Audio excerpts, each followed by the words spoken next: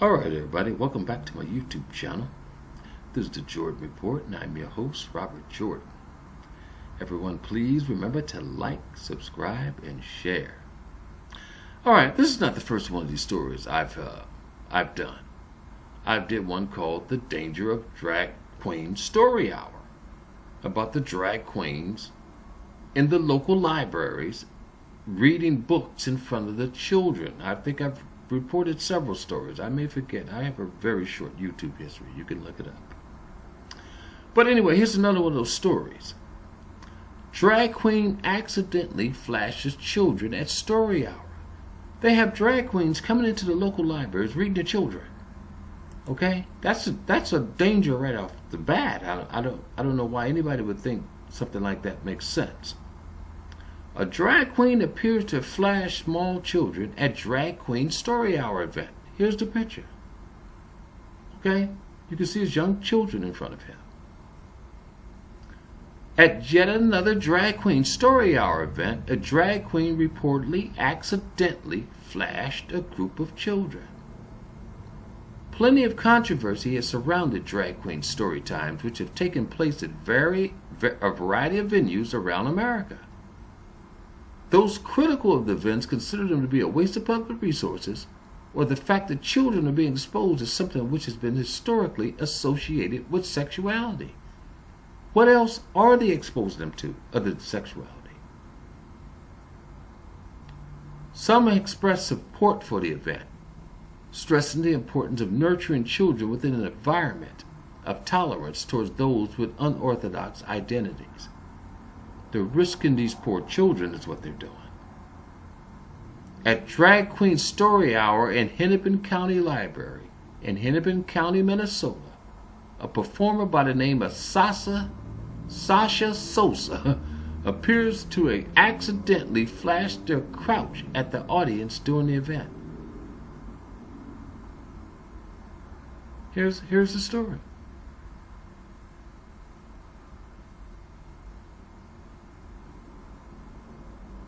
Sosa's colleagues, who perform under the pseudonym Gemini Valentine, appears to take the floor wearing a revealing leotard.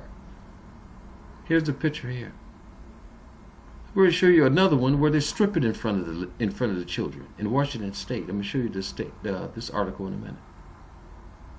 The CPL discovered that both performers, Sosa and Valentine, regularly perform at strip clubs and are both believed to be in their late teens.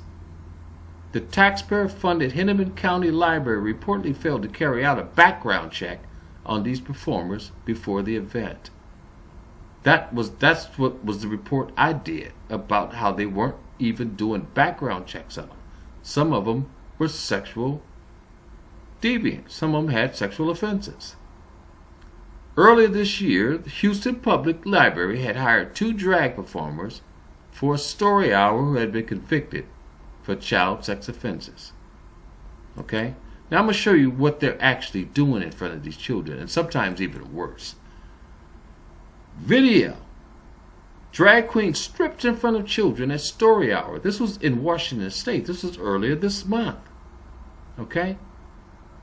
Here's a drag queen doing an actual stripper's performance at a library in front of the children. I hope the video works.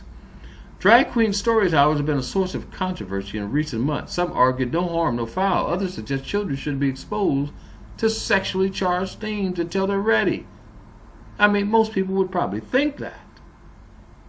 But let me try and find here it is. I'm going to try and find this for you. I hope it works.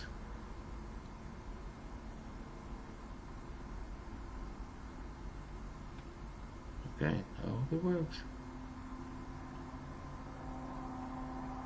And here it goes.